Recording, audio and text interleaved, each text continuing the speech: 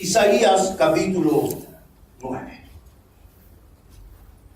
Tiene ya capítulo 9 de Isaías. Probablemente haya algunas versiones de Biblia un poco distintas, pero siga la lectura y luego yo voy a hacer algunas explicaciones de esta lectura bíblica.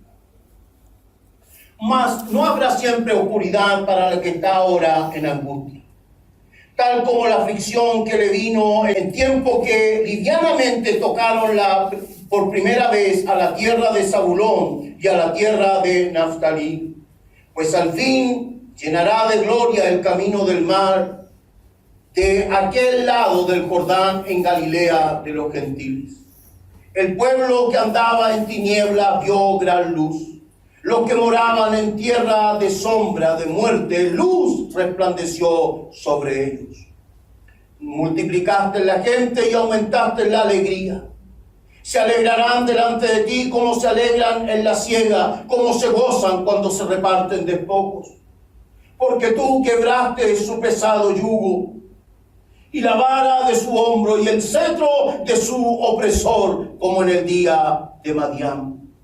Porque todo calzado que lleva el guerrero en el tumulto de la batalla y todo manto revolcado en sangre serán quemados, pasto del fuego. Porque un niño nos es nacido y el principado sobre su hombro, y se llamará su nombre admirable, consejero, Dios fuerte, Padre eterno, príncipe de paz. Lo dilatado de su imperio y la paz no tendrán límite sobre el trono de David y sobre su reino, disponiéndolo y confirmándolo en juicio y en justicia desde ahora y para siempre. El celo de Jehová de los ejércitos hará esto. Oremos un momento por esta palabra. Amado y buen Señor, humildemente, Señor, te pedimos esta tarde que por medio, Señor, de la acción poderosa de tu Espíritu Santo, tú puedas comunicar esta palabra a cada uno, Señor, de los que estamos en esta sala. Háblanos, Señor. Probablemente, Señor, más de alguno de los que estamos sentados, Señor, en esta butaca, probablemente, Señor, en nuestro interior sintamos el desazón, estemos sintiendo, Señor, en este momento la intranquilidad. Probablemente, Señor, algunos de nosotros en esta sala estemos sintiendo, Señor, la necesidad de llenar con algo nuestra vida, con algo, Señor, que traiga paz, que traiga seguridad, que traiga confianza, que traiga reconciliación. Por eso te ruego, Señor, que me ayudes a comunicar esta tu palabra, Señor, a tu iglesia, en el nombre de Jesús. Amén. Amén. Lo primero que necesitamos es entender un poco la palabra del profeta Isaías. Necesitamos poner un poco en contexto lo que aquí está ocurriendo. Lo que ocurre y la razón por la que Isaías tiene que hablar esta profecía, tiene que comunicarse con el pueblo acerca de esto justamente. ¿Por qué era necesario que viniera un niño, que hijo le fuera nacido, el cual tendría sobre su hombro un principado y sería llamado Dios fuerte, Padre eterno, príncipe de paz?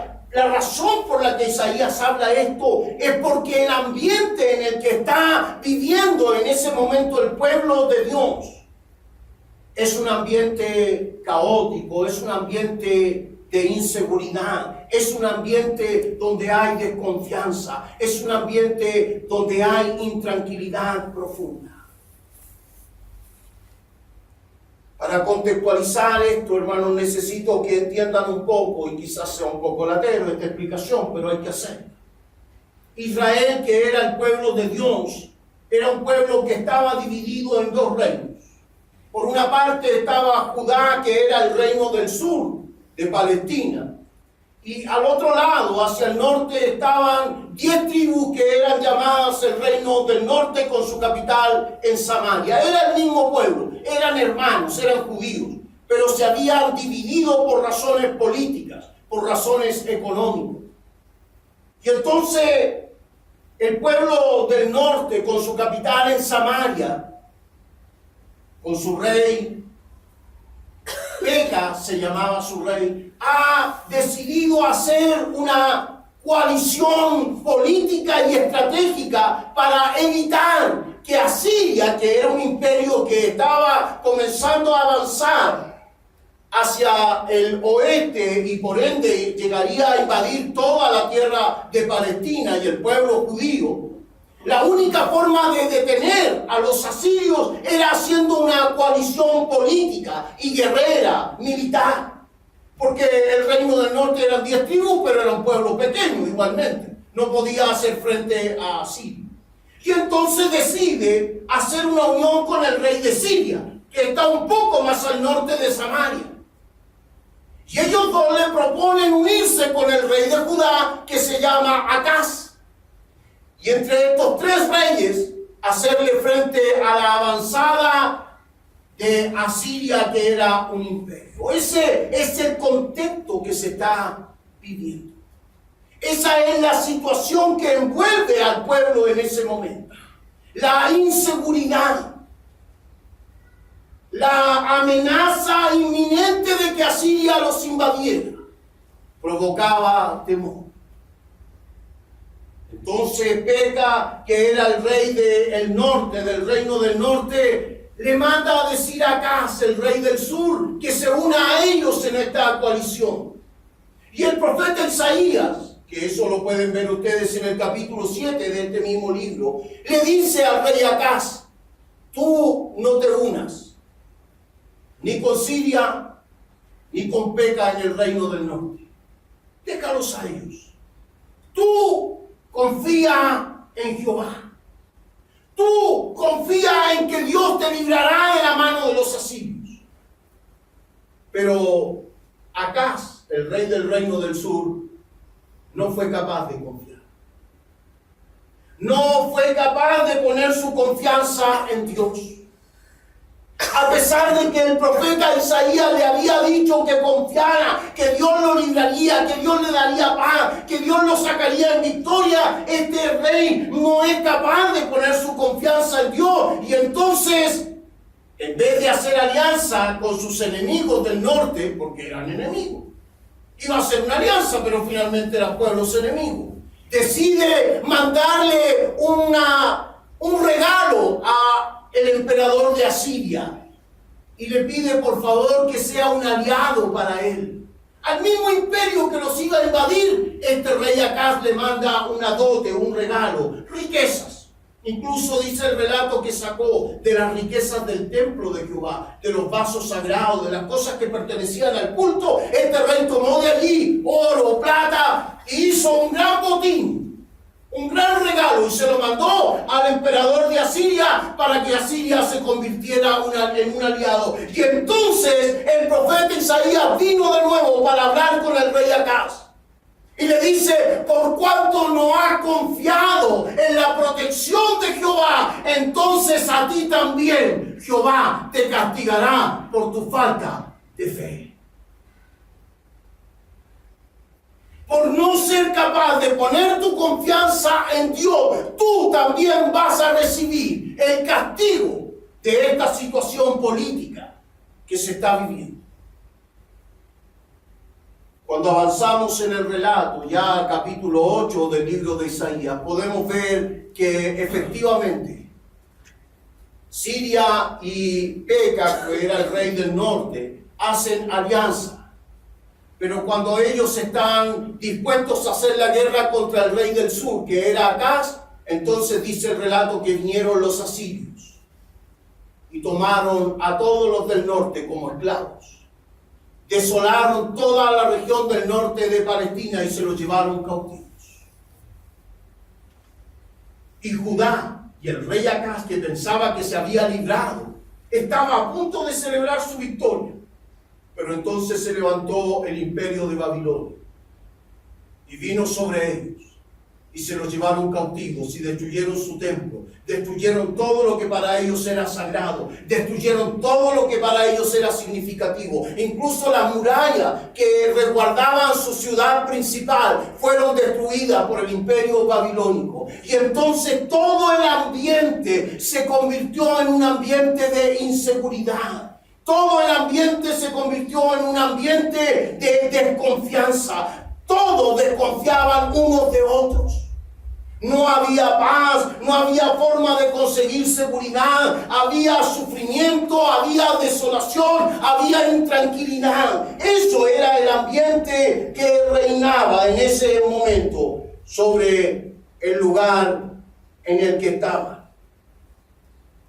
Es entonces que Isaías introduce una profecía que es realmente de otra galaxia. Las palabras de Isaías son de otro planeta.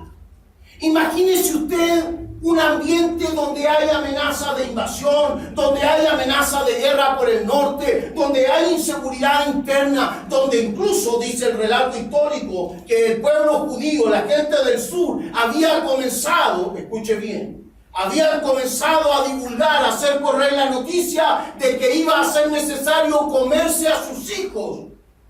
Porque si Babilonia los sitiaba, los rodeaba y no los dejaba salir, entonces no iba a haber provisión, no iba a haber comida y morirían de hambre. Incluso hicieron una protesta parecida a los franceses. Hicieron una protesta, salieron a la calle a decirle al rey que si permitía que Babilonia cayera sobre ellos, entonces ellos morirían de hambre y tendrían que comerse sus propios hijos.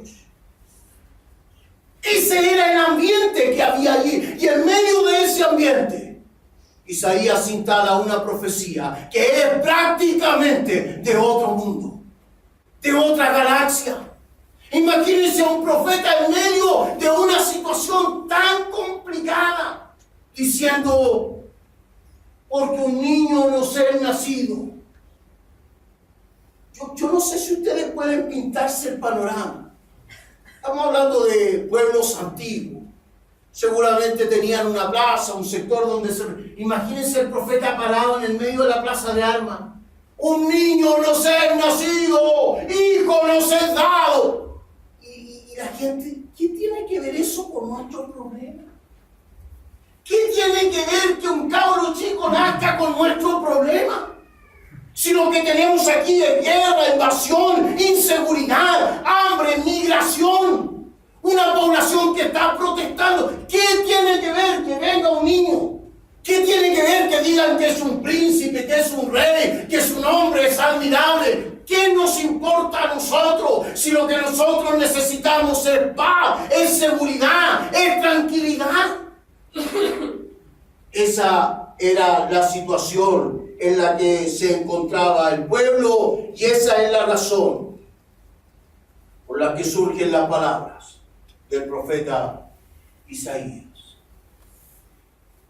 El capítulo 9, desde el verso 1 al verso 7, que es lo que hemos leído hoy, está llena, hermanos, de figuras de dicción, de tropos, de figuras literarias, de formas de hablar de un profeta propio de ese tiempo, donde todo está hablado en símiles, en metonimias, en figuras literarias. El profeta está diciendo cosas, pero está usando palabras y nombrando otras cosas para referirse a las cosas sobre las que quiere hablar. Es riquísimo literariamente este pasaje, es un pasaje tremendamente rico en cuanto a su cosa literaria. Fíjese que ya en los primeros versículos le dice a Judá, a la gente del sur, al rey del sur, a los que están sufriendo, les dice, mas no habrá siempre oscuridad para la que ahora está en angustia. Fíjese que el profeta está tomando la figura de una mujer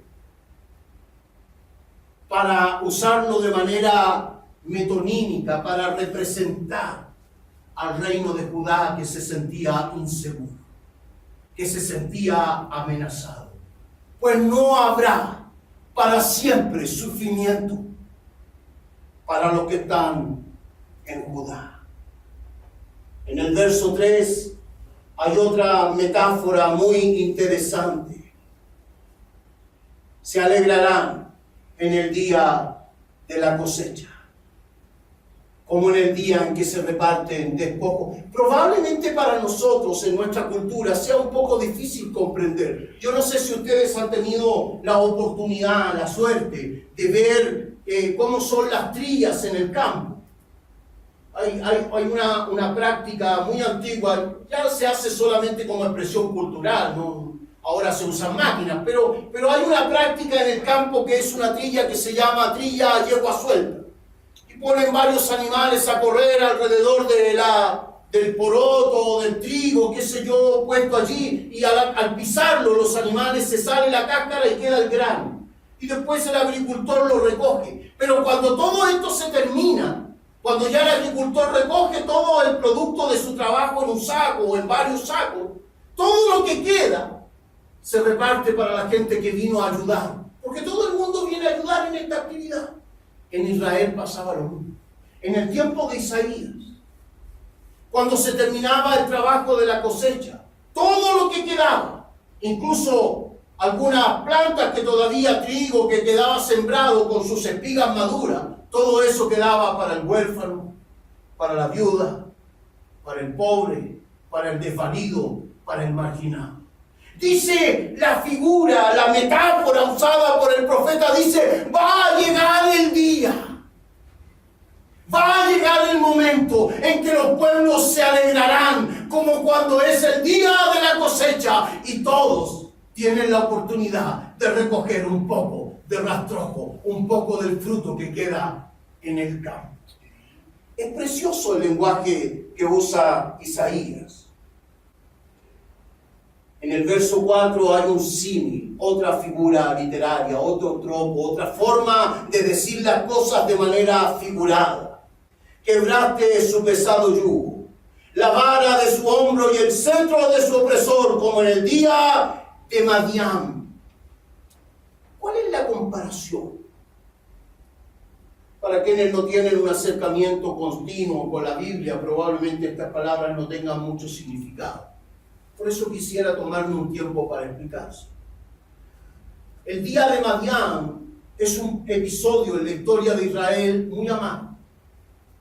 Es un tiempo en que la gente de Judá, del reino del sur, tenía un enemigo que se llamaba la tribu de Madián, porque estos pueblos se organizaban en tribus.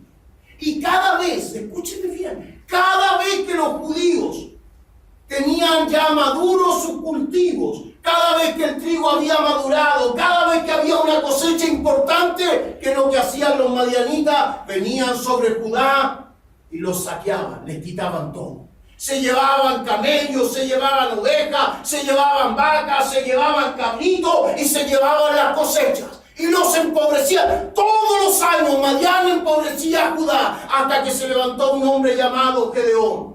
Y Dios le dio una estrategia. Y le dijo, Gedeón, está bueno ya. Es hora de ponerle freno a los madianitas. Y esa es la historia que les está refrescando Isaías. Isaías le está diciendo al pueblo, recuerden cómo Dios actuó en el pasado. ¿Y cómo actuó Dios? Le dijo a Gedeón, organiza un ejército. Y Gedeón consiguió a 10,000 hombres. Pero dice que Dios le hizo a Gedeón devolver a muchos. Y se quedó solo con 300. Y cuando tenía 300 hombres, Gedeón le dijo, Señor, es imposible que nosotros tengamos victoria, porque los madianitas son miles. Y entonces Jehová le dijo a Gedeón, mía es la victoria. Yo soy el que pelea por mi pueblo. Le dirás a los 300 que tomen una antorcha en su mano, y en la otra mano tomarán una trompeta. Y en la noche, cuando sea el momento de la batalla, la antorcha estará escondida en una vasija de greda. Y en la otra mano tendrán una trompeta. Y cuando los madianitas vengan de noche a robarle, entonces los 300 quebrarán la vasija de barro. Y los madianitas verán la luz de la antorcha y sentirán el sonido de la trompeta y pensarán que ustedes son miles. Y tendrán miedo. Y dice el relato histórico. Schulz, que es un gran historiador del mundo antiguo, dice que los madianitas efectivamente pensaron que esta gente eran miles y sintieron tanto miedo que se mataron unos a otros. Y por eso el pueblo tuvo victoria. Lo que está enseñándole Isaías a este pueblo es de que a pesar de la inseguridad, a pesar de la desconfianza, a pesar de la situación hostil, a pesar de vivir en un mundo caótico, a pesar de vivir en un mundo donde falta paz, donde falta seguridad, donde falta confianza, a pesar de esto, en Dios siempre existe la posibilidad de encontrar paz, de encontrar seguridad, de encontrar refugio, de encontrar confianza. En Dios podemos encontrar la seguridad de nuestra vida. Entonces, Isaías recurre a otra figura que es muy decidora. Versículo 5. Llegará el día, dice, en que ya ni las botas de los guerreros ni el manto ensangrentado será guardado. ¿Qué significa esto? En ese tiempo, hermano, la gente que iba a la guerra iba descalzo. No existían los zapatos, mucho menos las botas Richthofen como las que usa el ejército chileno, ni mucho menos. No existían las tenidas de combate, no existían las tenidas mimetizadas, no existían las boinas negras, no existía nada de eso. Andaban descalzos, pero los que eran guerreros más calificados se mandaban a hacer unas especies de polaina, era una especie de chala que tenía un cuero en la parte de la canilla, en la parte de adelante de la pierna, para cubrirlo en caso del golpe de alguna espada. Eso era muy apreciado. Si moría un soldado que tenía eso, venía otro y se lo robaba. Si estaba muerto, se lo quitaba inmediatamente, porque eso era una cosa muy especial. Tener un par de zapatos para ir a la guerra en ese tiempo era algo especial. Pero dice el profeta, llegará el día en que ya el calzado del guerrero y el manto ensangrentado solo servirán como pasto para el fuego. A nadie le interesará, porque habrá paz. Las palabras de Isaías están apuntando a una realidad, a una intervención de Dios. Isaías está hablando de que Dios va a intervenir en la historia de la humanidad. Y eso se vuelve tremendamente importante. Finalmente Isaías llega al motivo principal de su profecía. Versículos 6 y 7.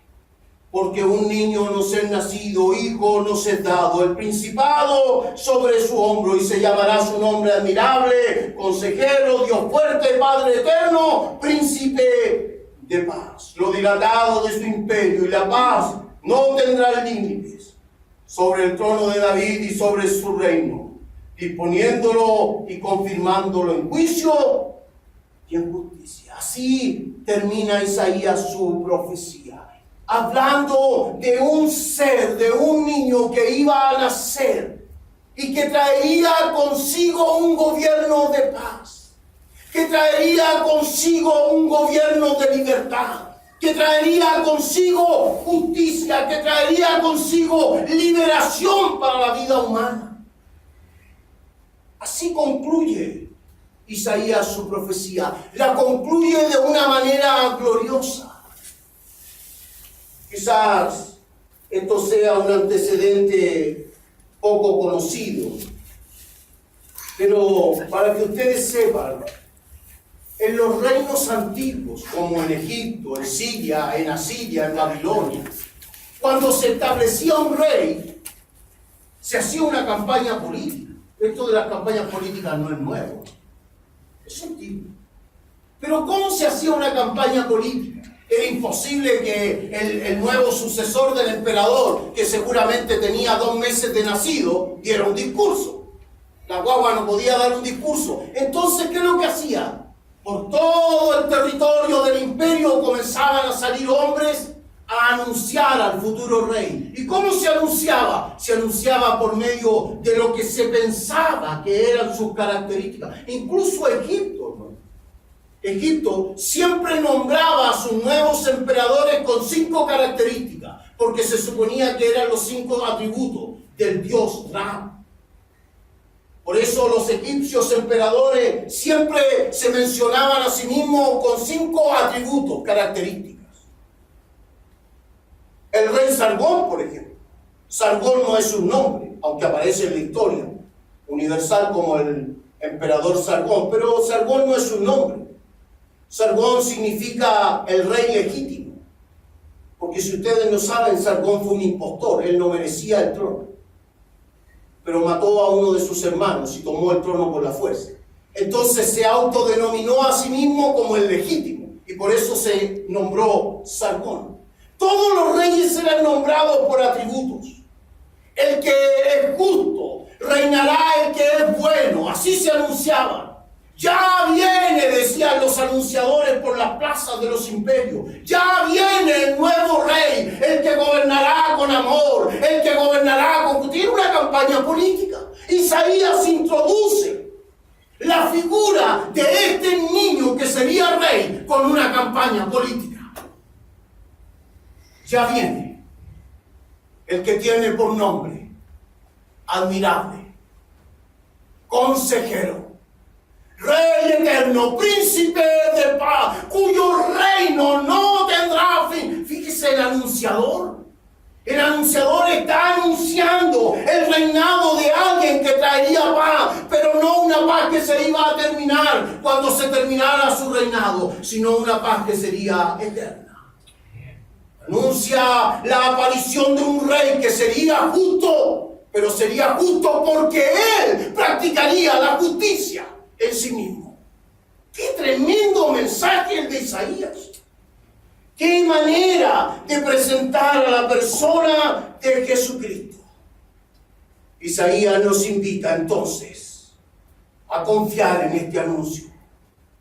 Isaías nos invita, Isaías está invitando a Judá, al rey Acaz, a los del norte, a Peca, a Siria, al imperio asírico, a Babilonia. Los está invitando a que reflexionen.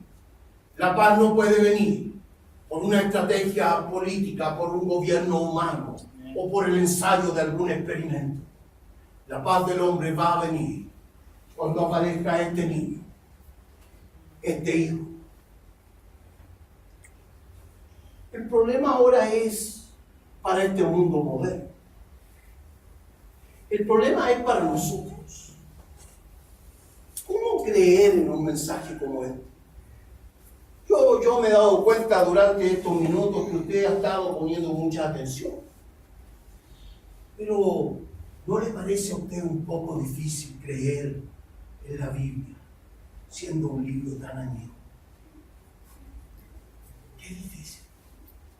Qué difícil es creer en este cuentito de vieja, hermano, de que Jesús es Salvador, de que Jesús es Rey. Es difícil para el hombre moderno. Es difícil para la mujer, para el hombre de esta época, donde hay tanta información, donde hay tanto acceso a la investigación, donde hay tantos experimentos. Qué difícil es pensar que el problema de la globalización o del calentamiento global o el problema de las comunicaciones o el problema del hackeo en el internet, qué difícil es pensar que todo esto pueda ser intervenido por Dios. Qué difícil es pensar que en un mundo como el que vivimos, tan caótico, se pueda creer que va a venir un rey que va a traer paz, que va a traer seguridad.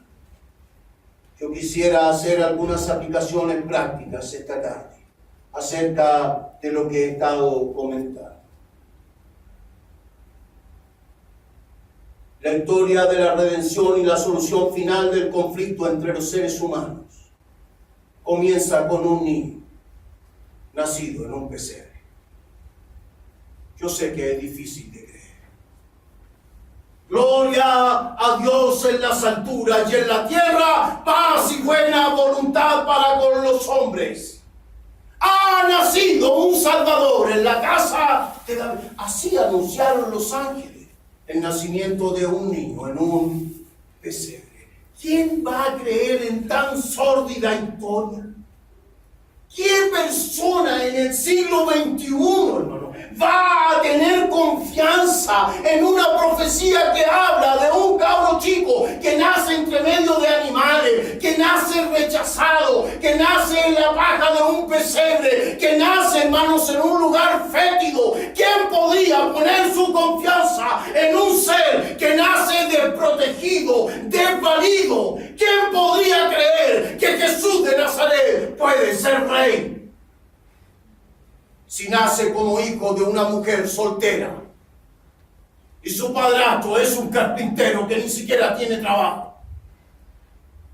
¿Quién podría creer que ese es el rey? Esa es la profecía de Isaías. Para encontrar seguridad, para encontrar paz, para encontrar consuelo, para llenar ese vacío interno que los seres humanos tienen, solo puede ser poniendo su fe en esta sórdida historia. Jesús ha nacido en la casa de Belén.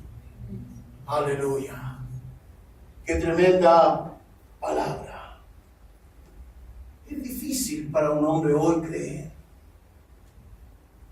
Hay un joven en la Biblia que es un joven rico, un hombre educado,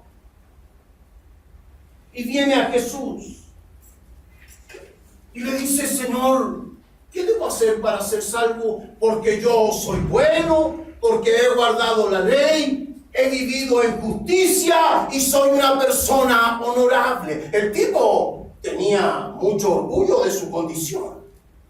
Y Jesús le dice: ok, entonces ve, vende todo lo que tienes y dáselo a los pobres. Dice el relato que este joven se sintió tan decepcionado de las palabras de Jesús. Porque la paz, la seguridad, la confianza de este rey, lo que este rey puede hacer en nuestra vida, no depende de nuestras posibilidades económicas. Lo que este rey puede hacer en nuestro corazón no depende de nuestro comportamiento, no depende de nuestra justicia, no depende de nuestra educación, no depende de nuestro estatus social, no depende de nuestro apellido, no depende de la familia de la que vengamos. La única forma de conseguir que nuestro vacío sea llenado por este rey Jesucristo es cuando humildemente somos capaces de creer de que en la casa de David, en la pequeña Belén Efrata, en ese pesebre inmundo, ha nacido un Salvador para nosotros. Amén. Aleluya. La segunda cosa que me gustaría destacar es que la restauración, la paz y la salvación de un ser humano no comienzan en el establecimiento de un poder político o en el experimento clave de algún científico o en el establecimiento de algún poder militar, sino en la aceptación humilde de que ya se ha establecido un reino y un rey. Nos ha nacido un Salvador. Niños nos es nacido, hijos nos es dado. Solo cuando un ser humano tiene un acercamiento humilde a esta palabra, solo cuando un ser humano tiene un acercamiento en el que puede reconocer su miseria humana, solo entonces puede apreciar en su vida el discurso de este rey. Un discurso dado en una montaña. Un discurso al que no asistió ningún mandatario, ningún dignatario de la época. Un discurso al que no asistió ningún rey, un discurso al que no asistió ningún presidente, un discurso donde habían pescadores, donde habían carpinteros, donde habían hombres y mujeres que vivían una vida indigna, donde habían personas marginadas de la sociedad. Un discurso que solo fue escuchado por aquellos que fueron capaces de reconocer que en su vida había una miseria humana que había que solucionar. Esos llegaron para asistir el discurso de Jesús en el Sermón de la Montaña. ¿Y de qué hablaba este discurso? Bienaventurados. Bienaventurados los que lloran, porque ellos serán consolados. Bienaventurados los que sufren, porque ellos recibirán consolación. Bienaventurados los que tienen hambre y sed de justicia. Bienaventurados los que son capaces de reconocer su miseria, porque ellos recibirán en su vida la plenitud del gozo de Dios. Es interesante el sermón de este rey, porque habla de bienaventurados. Y la palabra bienaventurado en el lenguaje de Jesús era Macarios o macarrón en griego, que significa gozosos interiormente. La palabra usada por Jesús en ese discurso del Sermón de la Montaña hablaba de un gozo que un ser humano puede tener en su interior a pesar de las vicisitudes de la vida. En Cristo hay gozo para nosotros. En Cristo hay gozo para nuestro interior. En Jesús hay solución para nuestra inseguridad. En Jesús hay paz para nuestra vida inquieta. Pero solo puede ser alcanzado cuando humildemente entendemos que Él nos está ofreciendo de su paz, de su bendición, de su salvación. Lo tercero y último que quisiera destacar de este gran mensaje del profeta Isaías es que la intervención de Dios en la historia de la humanidad es una intervención definitiva con la apariencia de derrota. La intervención de Dios en esta humanidad es una intervención definitiva, pero con la apariencia de derrota. ¿Cómo podría un hombre o una mujer intelectual? ¿Cómo podría un científico, un sabio? ¿Cómo podría un hombre o una mujer moderna de este siglo creer el miserable mensaje? Un rey que muere clavado en una cruz. Ese entonces no es rey. Justamente lo que Isaías está diciendo es de que la única forma de conseguir la salvación, la única forma de estar en paz, es entendiendo que esta aparente derrota de la persona de Jesucristo en la cruz de Calvario era la única forma de que nosotros pudiéramos ser reconciliados con Dios. El ser humano sin Cristo es un ser humano que vive en rebeldía contra Dios. La inseguridad, la paz, la falta de confianza, la falta de tranquilidad en nuestra vida no es por el sistema de este mundo o por los problemas políticos o económicos. El problema del ser humano es que no está reconciliado con su Creador. El problema del ser humano es de que vive enemistado con Dios, vive rebelde, vive apartado, vive separado de Dios, y eso le genera intranquilidad. Necesita estar unido al ser que lo creó. Y solo allí encuentra seguridad, solo allí encuentra paz, solo allí encuentra de nuevo refugio para su alma. Es verdad que la intervención de Dios en la historia de esta humanidad es una historia con una aparente derrota. Jesús clavado en una cruz. Pero era necesario. El justo tenía que morir por los injustos. Era necesario. Porque de tal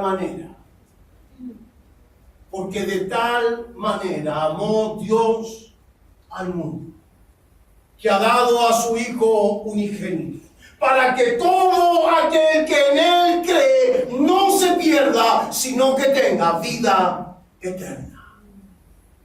Probablemente haya alguien sentado en esta sala, sintiendo que en su vida hay una gran inseguridad, sintiendo que aún en su vida hay una gran falta de paz. Probablemente alguien de los que está en esta sala siente que su vida vive bajo la condenación de esta sociedad. La Biblia dice que no envió Dios a su Hijo al mundo para condenar al mundo, sino para que el mundo fuera salvo por Él. Probablemente este sermón no sea suficiente para que usted tome una decisión en su vida y tome a Jesús como su Salvador. Probablemente escuchar durante 30 o 40 minutos a alguien hablando de la Biblia no sea suficiente para que una persona, un ser humano tome una decisión y diga a partir de hoy día yo empiezo a seguir a Jesús. Probablemente no sea suficiente, pero quiero pedir que piensen en él. Si usted estuviera en el desierto muriendo de sed, días de camino, sin ninguna solución para su vida, y de pronto en pleno desierto encontrara un letrero que dice a 50 metros agua, ¿acaso no caminaría 50 metros más? Porque el letrero podría ser verdad y usted podría salvarse. Aquí tiene un letrero con 66 libros y con uno de los pasajes más preciosos de la Biblia, el amor de Dios para el ser humano, diciéndole que Dios lo ama de tal forma que Jesús murió para salvar. Amén.